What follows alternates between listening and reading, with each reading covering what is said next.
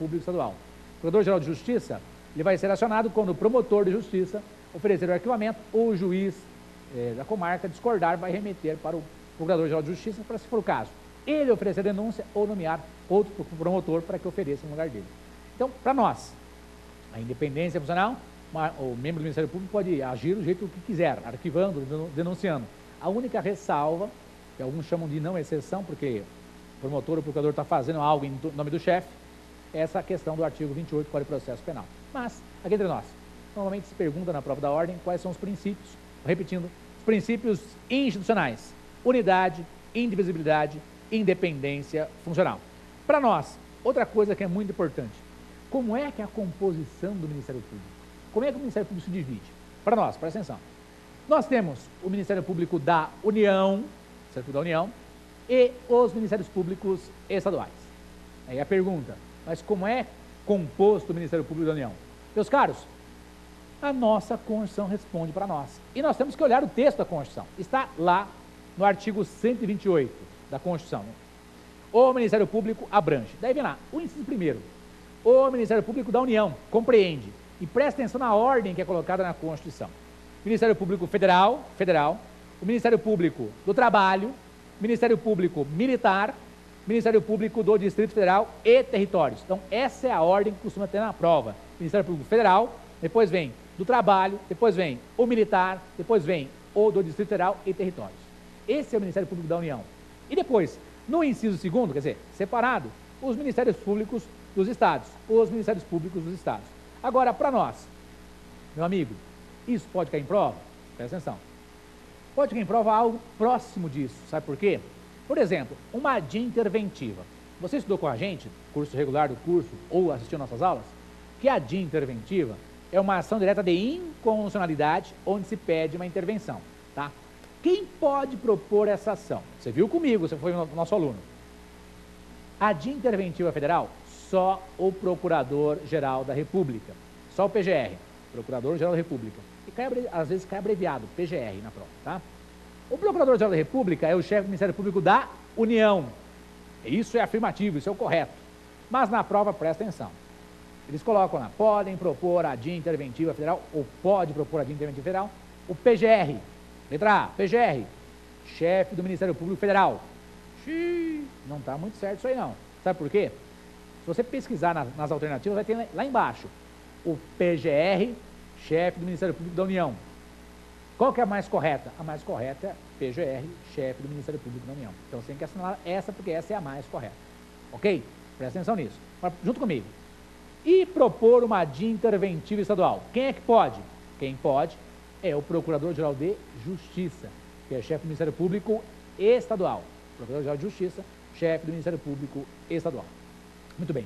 Daí vem a pergunta, como é que eu posso, ingressar na carreira do Ministério Público? Importante. É prestar um concurso público de provas e títulos. Lembrem-se, é um concurso extremamente difícil, Ministério Público da União, os concursos do Ministério Público Federal, do Trabalho, DF, Territórios, etc. Ministério Público Militar, concurso extremamente que exige muito do candidato. E nos estados, a exigência é a mesma. Então, meu amigo, para ser membro do Ministério Público, só através de concurso público de provas e títulos. Fácil? Não, muito difícil. Eu tenho o privilégio de trabalhar com alguns procuradores da República, lá no Ministério Público Federal, na área criminal. E eles são extremamente capacitados e passaram por um concurso extremamente difícil, muito difícil. São pessoas corretas, honradas, E me orgulha trabalhar no Ministério Público Federal. Agora, importante para nós, meus amigos, os membros do Ministério Público, eles têm vitaliciedade? Outra pergunta de prova. Passou no concurso, vai ter vitaliciedade? Presta atenção. Sim. Se recordam que a vitaliciedade é a proteção que o cargo do promotor oferece, o cargo do procurador oferece? Significa o quê? Que o membro do Ministério Público ele só vai perder o cargo se contra ele houver uma sentença condenatória com trânsito em julgado. Sentença condenatória com trânsito em julgado. Agora, presta atenção. Meu amigo, para conseguir a vitaliciedade, após quanto tempo de trabalho o Ministério Público vai ter essa proteção? Então, a vitaliciedade ela é adquirida após 2 anos de efetivo exercício. 2 anos em que o membro do Ministério Público está naquele estágio probatório. E serão feitas fiscalizações mensais, semestrais, e ao final de 2 anos, vai ser feito o processo de vitaliciamento. Junto comigo.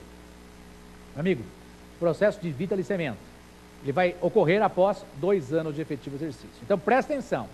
O membro do Ministério Público só ingressa por concurso público de provas e títulos. E após 2 anos de efetivo exercício, será vitaliciado. Amado mestre, me diga, e durante o período de estágio probatório, ele pode ser excluído dos quadros do Ministério Público? Pode, muito raro, mas pode? Pode. Presta atenção, haverá contra ele um processo administrativo assegurado à ampla defesa. Então, ele pode ser excluído no estágio probatório, ok? É muito raro acontecer isso, mas pode? Pode sim. Muito bem, ingressou no Ministério Público. Tem mais uma proteção dada ao cargo do magistrado, ao membro do Ministério Público, promotor, procurador? Sim, é também garantido a ele a inamovibilidade. Inamovibilidade. Presta atenção. E o que significa isso? Significa que o membro do Ministério Público, ele não pode ser removido contra a vontade. O membro do Ministério Público não pode ser removido contra a vontade. Não pode. Não pode. Por quê? Presta atenção. Para viabilizar o trabalho que ele faz, ele tem que ser protegido. Ninguém pode chegar lá, ó, chefe, ó, vou te mudar de lugar. Não. Ele tem uma proteção. Agora, é lógico que essa proteção não é absoluta. Se houver interesse público e manifestação do órgão superior, ele poderá ser transferido, trocar de lugar. Então, isso é uma exceção. É também algo muito raro ser violada a inamovibilidade. Vamos repetir? O membro do Ministério Público, ele é inamovível, ele tem a inamovibilidade.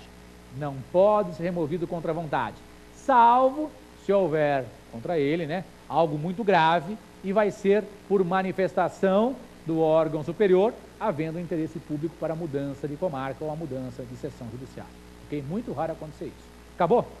Não, temos mais uma proteção atribuída ao membro do Ministério Público. O membro do Ministério Público, ele também tem como proteção dada ao cargo dele, a irredutibilidade dos subsídios. Os valores que o membro do Ministério Público recebe não podem ser reduzidos. Irredutibilidade dos subsídios. Os valores que ele recebe, não podem ser reduzidos. Salvo, presta atenção, se houver imposição constitucional e legal. Como assim, amado mestre, houver imposição constitucional e legal? Meu amigo, se o membro do Ministério Público, né, cometer algum crime, por exemplo, e tiver que pagar alguma indenização, alguma pensão, ou pensão alimentícia, alguma coisa do tipo, esse valor vai ser subtraído, vai ser diminuído. O subsídio dele pode? Pode.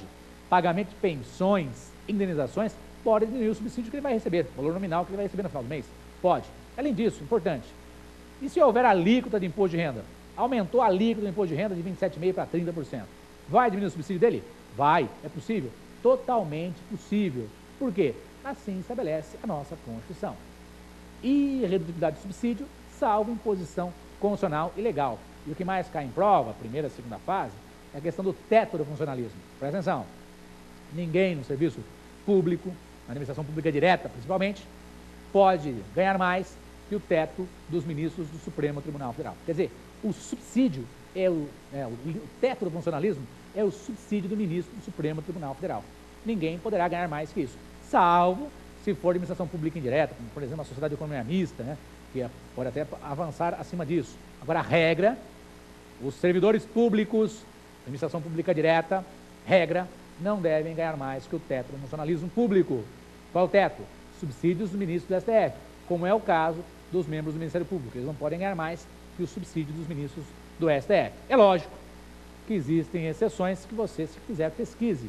Tem resoluções do Conselho Nacional do Ministério Público, como também existe do Conselho Nacional de Justiça, que estabelecem exceções que pode até haver um acúmulo superando, mesmo temporariamente, esse teto do funcionalismo. É lógico que se o promotor ele pode exercer uma função de professor, entidades públicas ou privadas, esse valor que ele vai receber nessa outra atividade pode suplantar o teto do funcionalismo, somadas as duas, né? Subsídio do promotor, mas a atividade que ele exerce, uma atividade privada de professor, somando pode ficar acima do teto. Mas lembrem-se, ele sempre vai ter que pagar imposto de renda. Okay? Sempre vai ter que pagar imposto de renda. Tranquilo até aqui? Muito bem. Com relação ao Ministério Público, eu chamaria a atenção para vocês com relação ao artigo 129, com relação às funções